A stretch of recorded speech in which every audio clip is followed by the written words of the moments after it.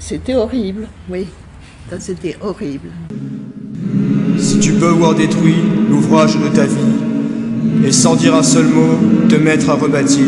Si tu peux supporter d'entendre tes paroles, travesties par des gueux pour exciter des sots, et d'entendre mentir sur toi leur bouche folle, sans mentir toi-même d'un mot. Si tu peux rencontrer triomphe après défaite, et recevoir ces deux menteurs d'un même front. Si tu peux conserver ton courage et ta tête, quand tous les autres les perdront. Ce qui vaut mieux que les rois et la gloire, tu seras un homme, mon fils. Bonjour, on est le 13 juin 18. Alors j'espère que tous vous allez bien, malgré l'ambiance, on va dire, électrique. Hein, il y a de l'orage dans l'air, et je trouve que c'est quand même intéressant que Mère Nature vienne mettre son grain de sel dans cette affaire. Ça fait plaisir d'avoir du soutien. Voilà. Alors, en amont, donc, vous avez eu une chanson donc, de Serge Gainsbourg, qu'il a fait chanter, et justement, donc c'est pour vous montrer le cynisme d'un cerveau reptilien. Lui, bien sûr, ça l'a beaucoup amusé, et toute sa communauté, d'accord, c'est-à-dire les lucifériens reptiliens. Voilà. Donc là, on a une pauvre donc gamine qui tombe donc sur un pervers. C'est un pervers, et cette chanson est toujours diffusée, et surtout sur France Inter. Voilà. En second, donc, vous avez eu la police nationale mobile, donc, qui entame un chant sur le manifeste de Kipling. Tu seras un homme, mon fils. Donc je vous ai mis juste le dernier couplet, c'est-à-dire que si tu sais garder ta tête, alors que tous les autres la perdront. C'est le plus intéressant et en même temps le plus inquiétant. D'accord? Pour chacun donc, qui ont lu ce texte, c'est quand même inquiétant parce que ça veut donc dire qu'il n'y en a qu'un qui garde sa tête, hein, d'accord? Et les autres, sont dans le labyrinthe de la pensée. Et au centre du labyrinthe, bien sûr, vous le savez, on y trouve le cerveau reptilien, le Minotaure. Voilà. Donc il y a un fil d'Ariane, hein, pour nous sortir de là, c'est la pensée de nos anciens. Alors, qu'est-ce qu'on dit les anciens? Et en premier, je veux parler de Jung, parce que Jung, donc, il stipule, et à juste titre, qu'il est important de connaître la psyché de l'être humain. Donc, extrait maintenant. We know nothing of man, far too little. His psyche should be studied because we are the origin of all coming evil. Voilà. Il avait aussi déclaré que les cerveaux reptiliens donc, qui écoutaient même sa nature, donc étaient jaloux de lui. Donc, et moi, je vis exactement la même chose. Vous comprenez, mes adversaires sentent le naturel. Moi, j'ai pas d'ego, j'ai déjà dit, et mon raisonnement est simple. Hein. On est tous constitués de la même façon. Donc, une âme avec une mémoire qui constitue notre conscience. S'il y a une différence entre les individus, ça vient uniquement de l'ignorance. Voilà. Alors moi, j'ai eu des professeurs, alors je vous les cite vite fait, donc Kipling, évidemment, Pierre Boulle, Jung, Jésus, Léo Ferré, Barbara, parce que c'est très important d'aller du côté des artistes. Hein. Les artistes, vous avez vu, je vous ai mis quelques chansons artistiques hein, durant mes 60 vidéos. Voilà, donc pour vous montrer quand même qu'il y a de la vérité dans la création artistique inconsciente. Alors, revenons-en donc au chant de notre police nationale, là. Donc, messieurs, cet idéal-là, chanté, vous a donc fédéré vers des valeurs. Moi, qui suis un ancien militaire par défaut, je vous explique vite fait ce qui m'est arrivé, parce qu'en fin de compte, j'ai toujours eu des problèmes avec cet État. Figurez-vous donc qu'à l'âge de 3 ans, l'État français estime que ma mère n'a pas assez de ressources pour m'élever, donc ils me mettent à la DAS. D'accord ? Mes parents étaient séparés. Hein. Mon père, ne supportant pas ce constat, m'enlève. m'emmène vivre en Afrique, pendant 6 ans. Ma mère, à son tour, m'enlève, parce que bon, je lui manquais. Elle m'enlève, elle me ramène donc à l'âge de 9 ans pour vivre à Paris. Mais moi, je suis déjà fait, je suis déjà, si vous voulez, naturellement proche de ma nature. Et il est hors de question que je vive dans cette atmosphère-là de ville, la noirceur, le gris, le froid, bref, c'était pour moi épouvantable. Mais je serre des dents, je suis même à l'époque anorexique, hein. Je suis aussi épais qu'un fil de fer. Je marche pieds nus, je mange avec les doigts, enfin bref, indomptable, quoi. Voilà. Mais j'arrive à me faire des amis à l'école, des copains. Ça va alors, je tiens le coup. Malgré le racisme, parce que j'étais le seul mat de peau à l'époque. Hein, donc je vous dis pas les bagarres que j'ai pu faire dans la cour d'école. À cause de la couleur de ma peau, évidemment. Bref, j'ai 15 ans, donc il y avait un lieu où on pouvait danser qui s'appelait l'Aristote, un grand philosophe, à Enghien. Et figurez-vous, lorsque je me présente pour retrouver mes amis, on a 15 ans, bah, je ne rentre pas parce que le type m'explique, en gros, donc il y a trop de garçons et pas assez de filles, donc voilà. En vérité, c'est faux, parce que derrière, j'ai observé la scène et j'ai vu rentrer, il faut le dire comme ça, hein, des biens blancs. Voilà. Donc je fais demi-tour, mais frustré avec la barre dans la poitrine. Donc je m'arrête devant l'école primaire qui m'avait enseigné qu'ici, l'homme naissait libre et égaux. Les nerfs m'ont pris, hein, mon cerveau reptilien, la vengeance. Donc j'ai saccagé mon école.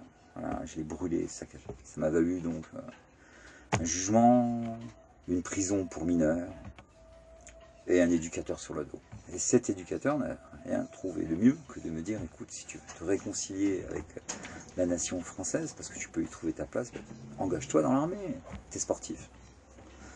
L'armée à l'époque était obligatoire, hein. Je suis un quinquagénaire moi, bien. Donc je m'engage dans cette armée, je suis son idée, mais je suis trop jeune, 17 ans et demi, donc il faut l'autorisation parentale, parce que ma mère accorde, donc je fais des prix militaires, j'ai énormément de sauts en parachute, hein. J'ai plus de 1000 sauts en parachute, donc pour vous dire que le stress, j'ai l'habitude de le négocier, et surtout j'ai 7 libérations.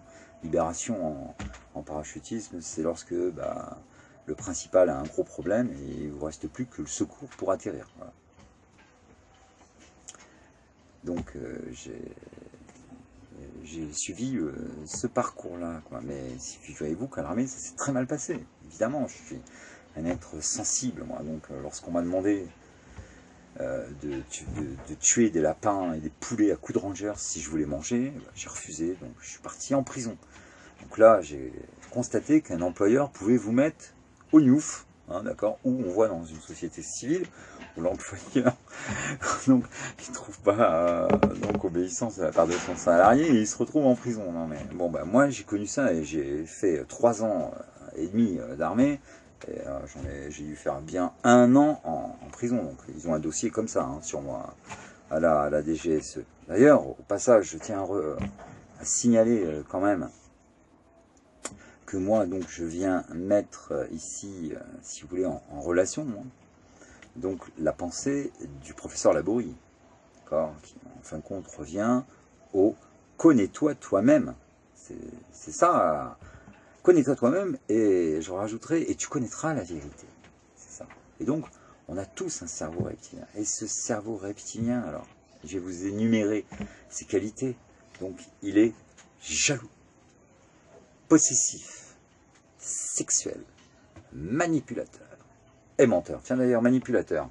J'ai un dictionnaire, hein, un vieux dictionnaire, j'adore les dictionnaires. J'adore ça. Bref, parce qu'on retrouve l'essence originelle du mot. Voilà. Alors, donc jésuite, voilà, donc jésuitisme. Alors, tendez l'oreille parce que ça vaut le coup quand même. Hein. Donc, système moral et religieux des jésuites, et péjorativement, se dit d'une personne hypocrite et astucieuse. C'est pas moi, hein, c'est le dictionnaire. Voilà. Donc c'était sur le coup, quoi, hein, ça m'a fait rebondir. Donc, et j'avais mis de côté justement pour vous en parler. Donc ce cerveau reptilien, il est extrêmement manipulateur. Bien. Mais il y a un moyen de le coincer. D'accord ? Si Macron, si tous les chefs des partis politiques, donc Macron, Mélenchon, enfin bref, tous les chefs des partis politiques, sont en paix avec eux-mêmes et leur conscience, bien, qui passent sous le tunnel de l'IRM. D'ailleurs, il y a Ramayad qui l'a proposé, un extrait. Notre pays devrait ajouter un autre critère, l'équilibre psychologique. Je pense que c'est important, exactement comme pour les pilotes d'avion. Vous savez, on vérifie, on évalue psychologiquement leur état pour voir s'ils sont en capacité d'être président. Voilà, d'accord ? Donc, on confie quand même notre destin à un homme. Et moi, je ne suis pas du tout pour un homme. C'est pour ça que je vous ai présenté donc mon équipe. Parce que moi, je vois une présidence collégiale. Vous comprenez? Essayez de comprendre que moi, dans cette affaire, je ne veux pas du tout faire partie, membre d'un gouvernement. Mon Dieu. Moi, je suis un marin. J'ai un archipel qui m'attend. Mais sur ma route, j'ai un obstacle. Et donc, je viens donner un coup de balai. D'accord? C'est-à-dire, je voudrais que les gens prennent conscience. C'est tout. Hein, d'accord? Et donc là, j'ai une équipe. D'accord? Et en tête de cette équipe, Marie-France Irigoyen. Elle est l'initiative, elle est initiatrice, d'accord, de la loi sur le harcèlement moral. D'accord? Et en fin de compte, à juste titre. Pourquoi? Parce qu'elle a constaté que s'il n'y a pas de cause, il n'y a pas d'effet. On ne fait pas d'omelette sans casser les œufs. D'accord? Si je veux que cette personne se suicide ou soit sous antidépresseur, je lui mets la pression. C'est simple, hein. Vous savez, il y aurait pour 1 heure à expliquer les choses. Voilà, parce qu'il y a tellement d'émissions inutiles, tellement insipides, d'une vacuité abyssale sur les ondes de France Inter, France Télévisions. Mon Dieu, alors qu'en 1 heure, mon Dieu, on pourrait déblayer tous les doutes. Eh oui, balayer les doutes dans la tête des Français. Hein. Donc l'article 11 de la DDHC, la liberté d'expression, la transmission des pensées, est complètement donc verrouillé, bafoué. Et forcément, quand la démocratie, comme ça, quand la loi ne peut plus s'exprimer, hein, bon, tout part à volo. Donc là, vous avez mon équipe. Hein. Christophe Dejour aussi, associé Irigoyen, Jacques Varret, le général Renaud. Mon Dieu, le général Renaud, il a dit une chose essentielle au sujet de son corps d'armée. Il a dit que c'était des serviteurs de la loi et ils n'obéissaient qu'à la loi.